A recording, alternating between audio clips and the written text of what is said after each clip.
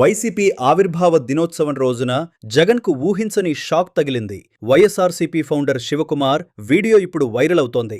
అసలు స్టోరీ ఏంటో ఇప్పుడు చూసేద్దామా? సినిమాలో ఒక కామెడీ సీన్ ఉంటుంది. పెళ్లి కొడుకు వేసుకున్న డ్రెస్ మాత్రం నాదే అని ఒక డైలాగ్ ఉంటుంది. ఇప్పుడది కొంతమంది వైసీపీ విషయంలో కూడా పోల్చుకుంటున్నారు. పార్టీ అధ్యక్షుడు మాత్రం వైఎస్ జగన్మోహన్ రెడ్డి. కానీ ఆ పార్టీని మొదటగా ప్రారంభించింది మాత్రం శివకుమార్ అనే వ్యక్తి అని చెబుతున్నారు. 2011 మార్చి 12న తెలంగాణలో శివకుమార్ అనే వ్యక్తి వైఎస్ఆర్సీపీ పేరుతో పార్టీని ప్రారంభించాడని చెబుతున్నారు. తర్వాత తన తండ్రి పేరు అయిన వైఎస్ రాజశేఖర రెడ్డి పేరుతో పార్టీని ముందుకు తీసుకెళ్లాలని భావించిన జగన్ శివకుమార్కు మంచి స్థానం ఇస్తామని చెప్పి అతన్ని దగ్గరకు తీసుకున్నారని ఆరోపణలు ఉన్నాయి. కానీ కొంతకాలం తర్వాత శివకుమార్ను పార్టీ నుంచి పక్కకు తప్పించి పార్టీపై పూర్తి ఆధిపత్యం సాధించారని అంటున్నారు. ఇటీవల ఒక ఇంటర్వ్యూలో మాట్లాడిన శివకుమార్, నేను రెడ్డి వర్గానికి చెందినవాడిని అయితే పార్టీలో నాకు ప్రాధాన్యం ఉండేది. కానీ నేను ఆ వర్గానికి చెందినవాడిని కాదనే కారణంతోనే నన్ను పక్కకు నెట్టేశారు అని సంచలన వ్యాఖ్యలు చేశారు.